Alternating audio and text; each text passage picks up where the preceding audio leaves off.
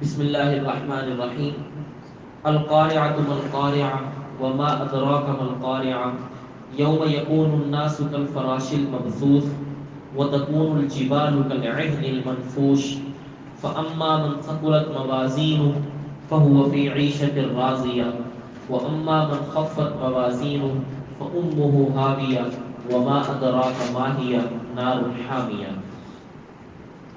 القارعہ کھڑکھڑانے والی، مل قارعہ کون سی چیز ہے کھڑکھڑانے والی، وما ادراک مل قارعہ اور آپ کو کیا معلوم کہ وہ کھڑکھڑانے والی چیز کون سی ہے، یوم یکون الناس کالفراش المبثوث جس دن لوگ پھیلے ہوئے پروانوں کی طرح ہوں گے، وتکون الجبال کالعہن المنفوش اور پہاڑ دھنی ہوئی روئی کے گالوں کی طرح ہوں گے، فاما من ثقلت موازین بہرحال جس شخص کے جو نامہ اعمال میں ترازو ہیں وہ بھاری ہو گئے، فہو فی عیشۃ راضیہ پس وہ ایک پسندیدہ اور عیش کی زندگی میں ہوگا، واما من خفت موازین جس شخص کا پلڑا ہلکا ہو گیا، فامہ ہاویہ اس کا ٹھکانہ ہاویہ ہوگا، وما ادراک ما ہی آپ کو کیا معلوم کہ وہ ہاویہ کیا چیز ہے، نار حامیہ وہ دہکتی ہوئی آگ ہے۔ اس صورت میں بھی اللہ رب العزت نے قیامت کے کچھ احوال ذکر کیے ہیں۔ القارعہ، قرع کا معنی یہ ہوتا ہے کہ ایک چیز کو جب دوسری چیز پر مارا جائے اس کی وجہ سے جو آواز پیدا ہوتی ہے اس کو قرع کہتے ہیں، کھٹ کھٹاہٹ۔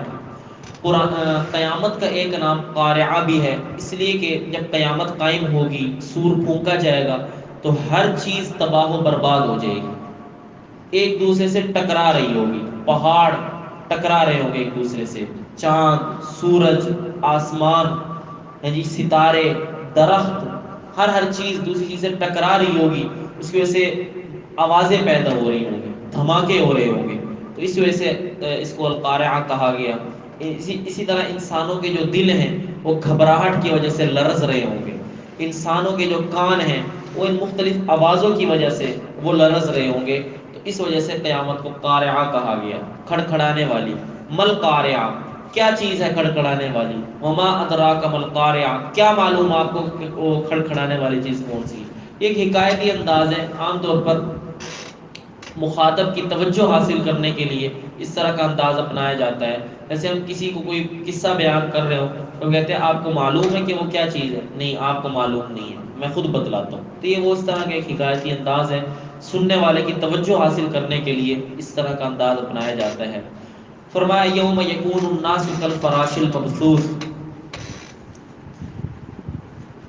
یہ جو پروانے ہوتے ہیں جب آگ جلائی جاتی ہے یا کوئی روشنی ہوتی ہے اس کے گرد پروانے جو ہیں وہ اکٹھے ہو کر وہاں اڑ رہے ہوتے ہیں۔ اللہ تعالیٰ نے انسانوں کو اس سے تشبیہ دی ہے کہ قیامت کے دن انسان ان پروانوں کی طرح ہوں گے۔ کس اعتبار سے اس طرح ہوں گے؟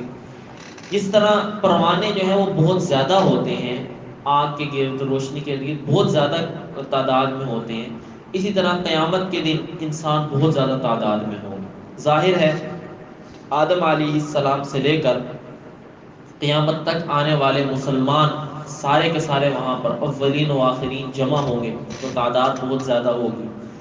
پھر جس طرح پروانے بہت عاجز اور کمزور ہوتے ہیں، کوئی انسان اگر پکڑ کر ان کو مسلنا چاہے مسل دیتا ہے، وہ کچھ نہیں کر سکتے، اسی طرح اس دن انسانوں کی یہ جو آج کل جو ان کی جو قوت ہے، آج کل جو بہادری ہے، یہ کچھ نہیں ہوگی اس دن، سارے پروانوں کی طرح کمزور ہوں گے اور کوئی اس دن کچھ نہیں کر سکے گا، کچھ نہیں بول سکے گا، کمزور ہوں گے، بالکل عاجز ہوں گے۔ پھر جس طرح پروانے جو ہیں وہ بس ایک سمت جا رہے ہوتے ہیں، اڑ رہے ہوتے ہیں روشنی کی طرف، ہاں آگ کی طرف بس اڑ رہے ہوتے ہیں، اسی طرح انسان بھی جب قبروں سے نکلیں گے کسی چیز کی ان کو پرواہ نہیں ہوگی، بس میدان محشر کی طرف بھاگ رہے ہوں گے، جا رہے ہوں گے میدان محشر کی طرف۔ پھر جس طرح پروانے جس طرح کہتے ہیں کہ جب قیامت والے دن جگہ پہ اکٹھے ہوں گے تو عرفات کے میدان میں ہوں گے، یا اس کے بارے میں کوئی مستند کوئی ہے؟ اس میں نا روایات مختلف ہیں، میدان عرفات کا بھی ذکر آتا ہے، بعض روایات میں آتا ہے کہ ملک شام میں کسی جگہ پر ہوگا، تو پر روایات مختلف ہیں، تو اصل حقیقت تو اللہ تعالیٰ کو ہی معلوم ہے۔ جی، جس طرح پروانے جو ہیں وہ آگ کے ارد گرد اڑ رہے ہوتے ہیں اور بڑے بے چین ہوتے ہیں، کبھی ادھر جا رہے ہیں کبھی ادھر جا رہے ہیں، اس دن انسان جو ہے ان کا بھی یہی حال ہوگا، بے چین ہوں گے، مضطرب ہوں گے، اور ان کی جو ہے نا کوئی اطمینان نہیں ہوگا۔ جو انبیاء ہیں، نیک لوگ ہیں، ان کو تو اللہ تعالیٰ اپنے عرش کے سائے میں جگہ عطا فرمائیں گے۔ نبی کریم صلی اللہ علیہ وسلم نے ارشاد فرمایا کہ میری امت کے 70,000 لوگ ایسے ہوں گے جن کو اللہ تعالیٰ بغیر حساب کتاب جنت میں داخل کرے گا، اور فرمایا پھر ہر 1000 کے ساتھ 70,000 مزید ہوں گے۔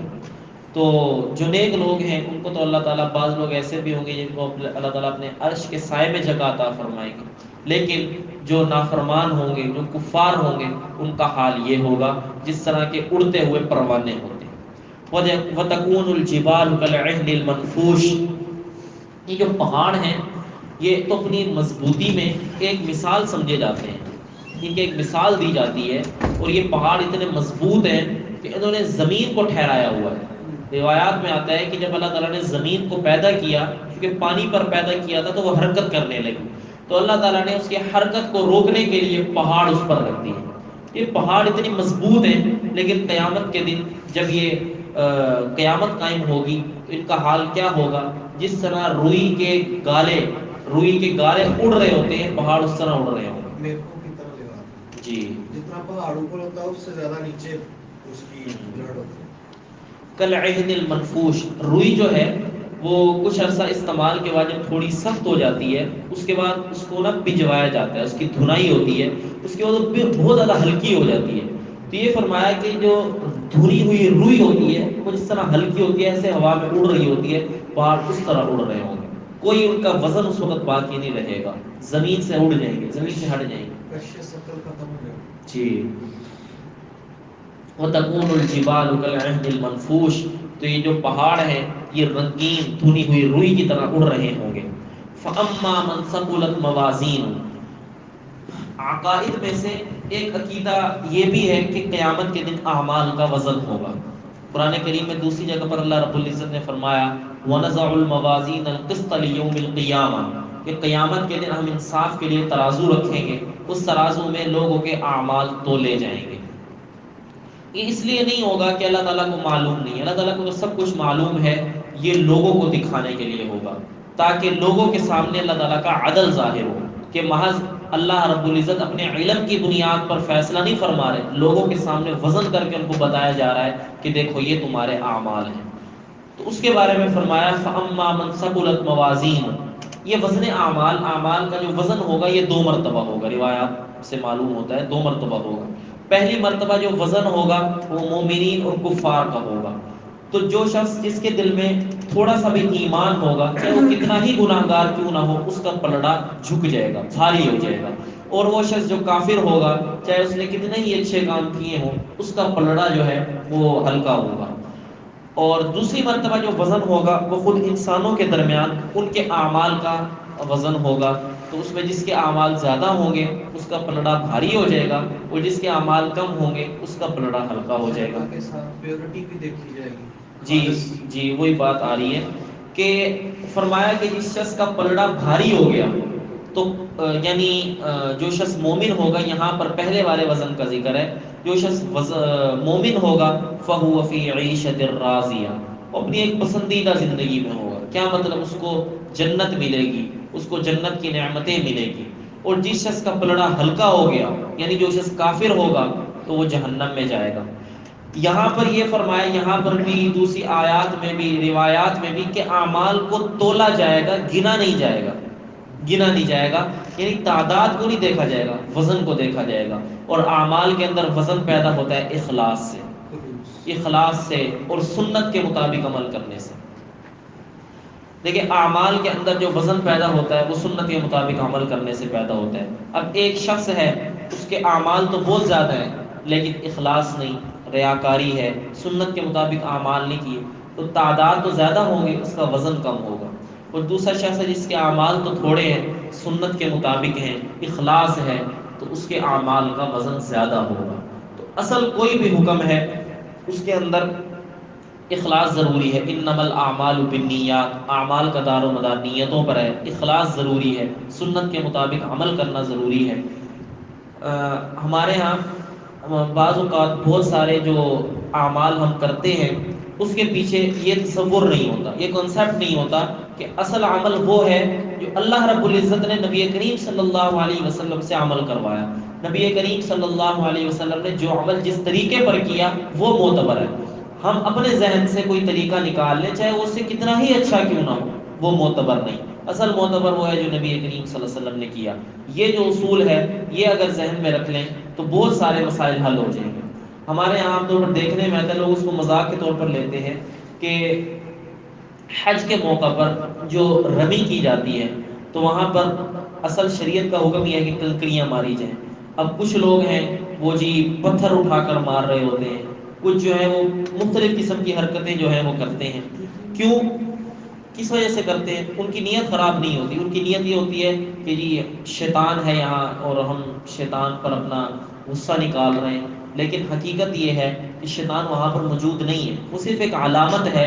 حضرت ابراہیم علیہ السلام کو ان 3 جگہوں پر شیطان نے، جب وہ اسماعیل علیہ السلام کو ذبح کرنے جا رہے تھے تو شیطان نے ان کو ورغلایا تھا، تو انہوں نے اس کو کنکریاں ماری تھی، تو علامت کے طور پر وہاں وہ ستون بنا دیے گئے، اللہ تعالیٰ نے یہ حکم جاری فرما دیا۔ لیکن سر میں نے محسوس کیا ہے وہاں پہ شیطان کو مارنے سے فرق پڑتا ہے۔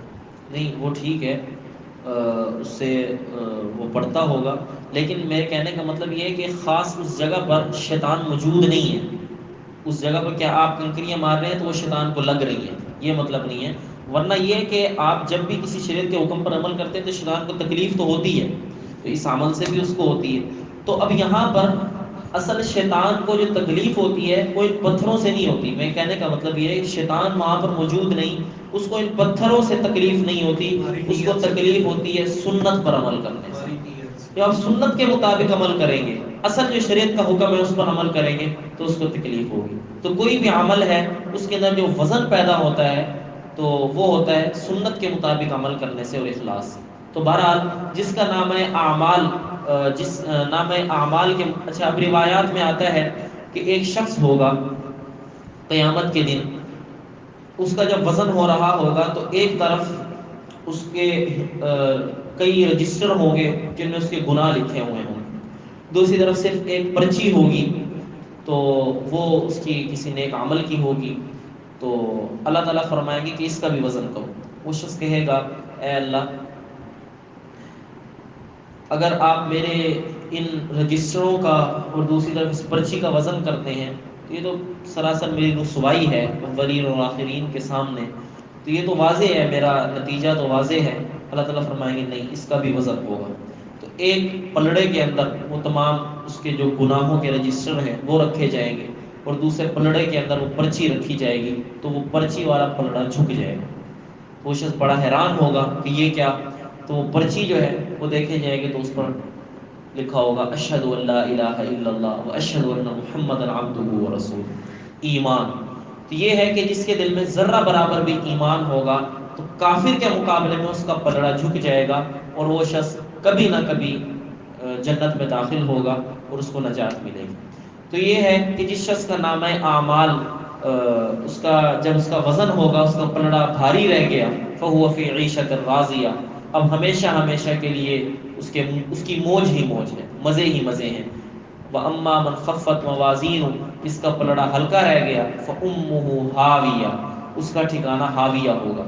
پھر فرمایا کہ ہاویہ کیا ہے؟ نار الحامیہ، وہ جہنم کی دہکتی ہوئی آگ ہے۔ وہ ایسی آگ ہے جو دنیا کی آگ کے مقابلے میں 69 گنا زیادہ گرم ہے اور زیادہ سخت ہے، اور دنیا کی جو آگ ہے اس کی تو اس کے مقابلے میں کوئی حیثیت ہی نہیں ہے، اس کے مقابلے میں کوئی حیثیت ہی نہیں ہے۔ اور وہ ایسی آگ ہے جس کے بارے میں اللہ رب العزت نے فرمایا کہ وقودها الناس والحجارۃ، دنیا کی جو آگ ہے نا اس کو بھڑکانے کے لیے لکڑیاں ڈالی جاتی ہیں، لیکن اس جہنم کی آگ کو بھڑکانے کے لیے اس میں لوگ ڈالے جائیں گے، اس میں انسان ڈالے جائیں گے، اور یہ لوگ جو پتھر کے بت بنایا کرتے ہیں وہ بت ڈالے جائیں گے اس آگ میں، اس آگ کا ایندھن یہ ہوگا۔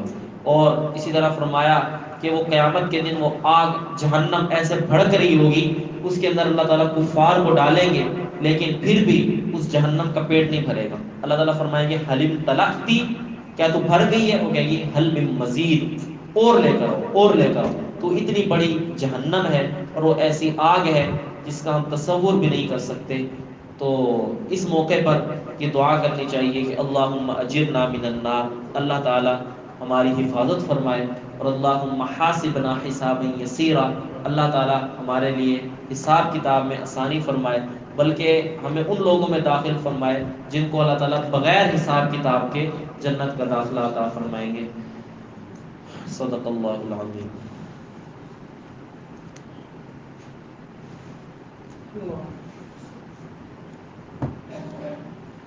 ٹھیک ہے جی، کوئی سوال؟